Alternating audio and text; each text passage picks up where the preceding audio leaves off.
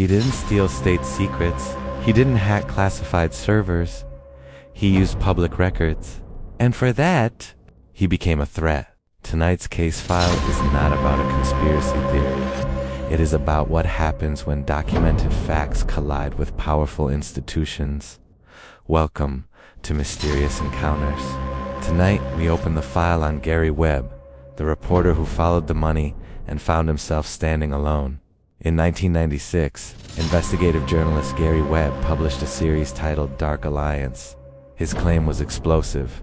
During the 1980s, elements connected to the CIA-backed Contras in Nicaragua were involved in cocaine trafficking into the United States.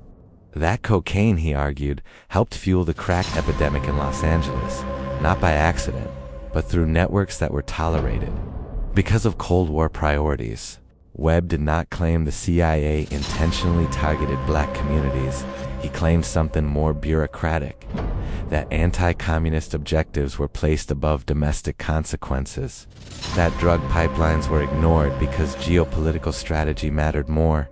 The reaction was immediate, not from Washington, from the press. Instead of reinforcing his findings, major national outlets attacked him.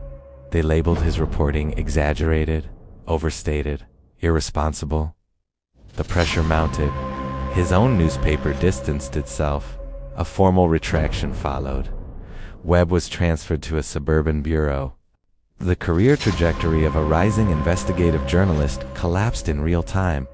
Years later, internal government investigations would confirm the CIA had in fact worked with individuals connected to drug trafficking. The Inspector General reports acknowledged oversight failures.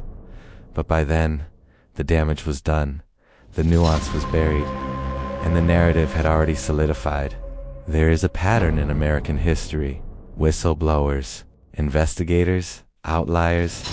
The institutional response is rarely a dramatic arrest. It is erosion, professional isolation, reputational damage, financial pressure. Webb continued reporting, but he never regained the platform he once had. In December 2004, Gary Webb was found dead in his home. The official ruling: suicide, 2 gunshot wounds. The case closed. But the controversy did not end. For some, the manner of death deepened suspicion. For others, it symbolized something quieter, the crushing weight of isolation after institutional pushback. The Gary Webb file forces a harder question. Not was he perfect, not was every detail flawless, but this: what happens when truth intersects with power? Who decides what is amplified and what is dismantled? Journalism is meant to challenge authority, but journalism also exists within systems dependent on access, funding, reputation. The machine does not need to silence you, it only needs to discredit you.